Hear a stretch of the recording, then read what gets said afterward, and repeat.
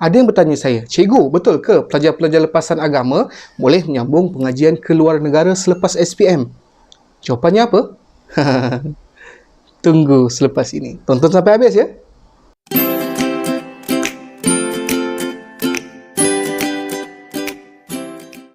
Hai, Assalamualaikum warahmatullahi wabarakatuh para penonton channel Abdul Muiz Rusli. Terima kasih kerana anda masih lagi setia bersama-sama untuk menonton video-video yang saya kongsikan di dalam channel yang tidak seberapa ini. Terima kasih banyak-banyak, terima kasih banyak-banyak, terima kasih banyak-banyak.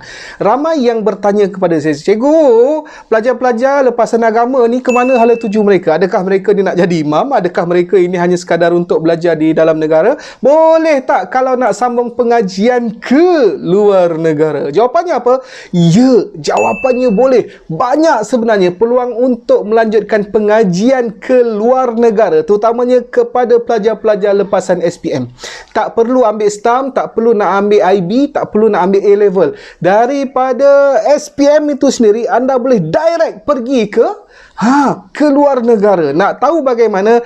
Jom tonton video yang telah saya sediakan untuk anda semua.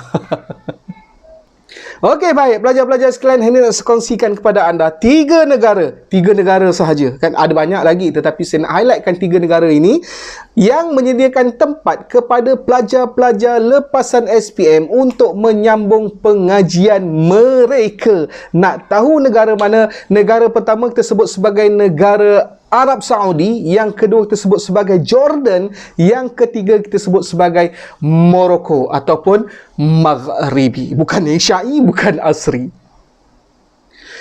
Okey, baik. Kita masuk dahulu universiti-universiti yang menawarkan tempat kepada pelajar-pelajar lepasan SPM di Arab Saudi. Ada beberapa universiti yang saya boleh highlightkan di sini adalah 4 universiti sahaja. Yang pertama sekali Universiti Islam Madinah, yang kedua Universiti Islam Ummul Qura, yang ketiga Universiti At-Taif, yang keempat Universiti Imam Muhammad Ibn As-Saud di Saudi. Jadi kepada anda, kalau nak tahu, saya akan kongsikan sebentar lagi. Sebenarnya untuk melanjutkan pengajian ke Arab Saudi ni, dia tidak serigid menyambung pengajian di dalam negara ataupun di universiti-universiti lain, kerana syarat yang mereka sediakan sangat minimal. Antaranya ialah, saya sebutkan, saya baca ya. Yang pertama, mempunyai SPM, diploma atau staraf, umur tidak lebih 23 tahun, sihat tubuh badan, lelaki atau perempuan mestilah hadir bersama mahram yang telah ataupun telah mendapat keizinan untuk menetap di Saudi. Mudah tak? Ya, sangat mudah. Apa kelebihannya? Banyak sangat kelebihannya. Antaranya ialah universiti-universiti ini menawarkan pengajian secara percuma kepada semua pelajar-pelajar yang datang belajar di Arab Saudi. Contoh saya sebut dahulu, kemudahan yang disediakan oleh Universiti Ummul Qura, Mekah, Arab Saudi. Yang pertama sekali, iuran pengajian percuma. Yang kedua, tempat tinggal percuma. Yang ketiga, menerima allowance 850 Saudi Rial setiap bulan, tiket 2 hala setiap tahun balik ke negara masing-masing. Kalau kita duduk di Malaysia, mereka bagi tiket 2 hala pergi dan balik. Wajib balik, tak boleh tak balik, kena balik. Biar betul? Ya, memang betul. Apa lagi? Buku dan kemudahan pengajian. Seterusnya, peperiksaan ataupun pemeriksaan kesihatan di hospital secara percuma. Hebat betul. Okey, baik. Apa lagi kelebihan untuk belajar di Saudi ni? Okey, baik. Yang saya sebutkan kepada anda, ada 2 universiti yang popular di kalangan rakyat Malaysia. Pertama, Universiti Islam Madinah, yang kedua Universiti Islam Ummul Qura di Mekah. Dah tentu bila kita berada di Mekah, kan, kita boleh menunaikan umrah bila-bila masa, dan paling seronok sekali ialah kita dapat menunaikan haji setiap tahun. Kalau 4 tahun, 5 tahun anda berada di sana, Bayangkan 4 kali ataupun 5 kali haji anda dapat tunaikan haji di sana. Dan yang paling menarik sekali ialah apabila anda berada di Universiti Islam Madinah, dapat menunaikan solat di Masjid Nabawi, dapat menziarahi Masjid Nabawi, dapat menziarahi Nabi di makam Rasulullah SAW, yang mana itu adalah merupakan impian seluruh umat Islam di seluruh dunia. Tetapi anda bila belajar di sana, ternyata kelebihan itu dapat anda miliki. Seronok tak? Ya, sangat seronok. Sangat seronok, sangat seronok. Dan tambah menarik sekali lah, apabila anda berada di sana, anda dapat menjadi mutawif ataupun muzawir, ataupun orang yang membawa orang lain ataupun jemaah-jemaah yang datang dari Malaysia untuk ziarah. Dapat juga buat duit tambahan. Seronok tak? Gila lah kau kata tak seronok kan? Belajar di Mekah, belajar di Madinah. Apa lagi yang kita nak? Dapat pula menunaikan solat di Masjidil Haram. Berapa ratus ribu kali ganda pahalanya berbanding daripada menunaikan solat di tempat sendiri. Dan anda berada di sana. Anda berada di sana sekiranya anda menyambung pengajian ke Mekah dan Madinah, dan ataupun terutama di Arab Saudi. Okey, baik. Untuk mohon ke sini, ada beberapa cara, tetapi saya tidak jumpa secara detail bagaimana cara untuk memohon secara direct untuk ke Universiti Islam Madinah, Universiti Islam Qura, Universiti At-Taif, Universiti Imam Muhammad Saud. Saya tak jumpa secara direct, tetapi di Malaysia ada beberapa ejen yang sudi memberikan konsultasi kepada anda. Saya bukan ejen pada ejen tersebut, tidak. Saya bukan wakil pada ejen tersebut. Jadi saya nak kongsikan kepada anda, sekiranya anda berminat untuk melanjutkan pengajian di Arab Saudi terutamanya, anda boleh, nanti saya akan letakkan laman web dan nombor kontak ejen tersebut. Mungkin anda boleh terus berhubung dengan mereka. Ya, memang konsultasinya perlu ada bayaran. Yang saya pernah hubungi mereka, tanya untuk dapat konsultasi berapa yang perlu dibayar. Harganya adalah sekitar RM200.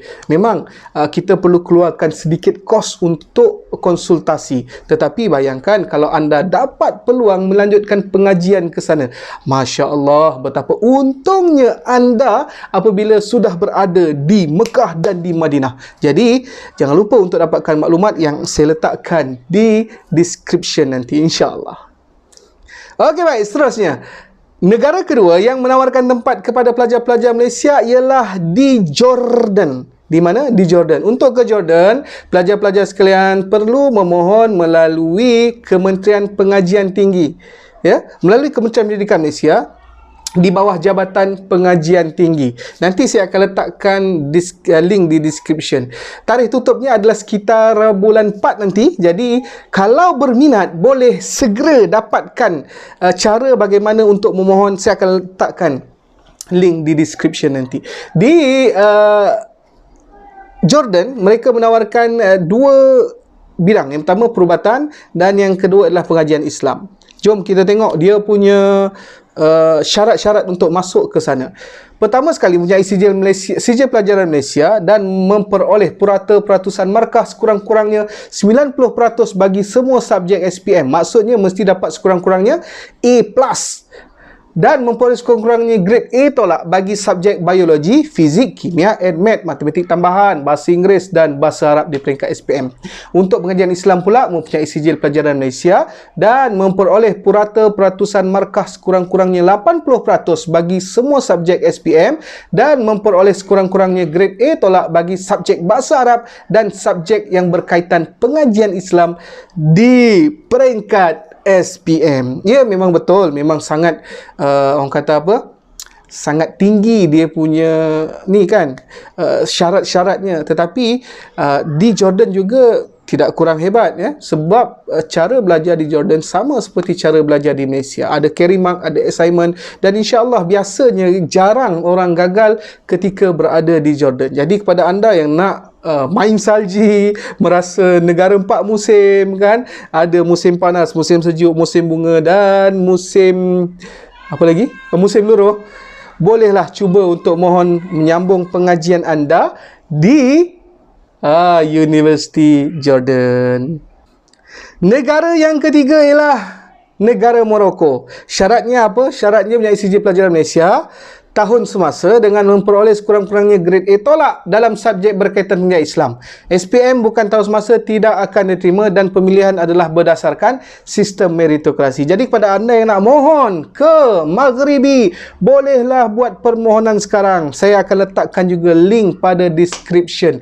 InsyaAllah. Seronok tak seronok? Dah tentulah bila belajar dekat luar negara memang sangat seronok lah. Kan sangat seronok. Jadi kepada anda yang rasa-rasa lepas SPM nak terus belajar ke luar negara, boleh terus sambung pengajian anda ke negara-negara tersebut.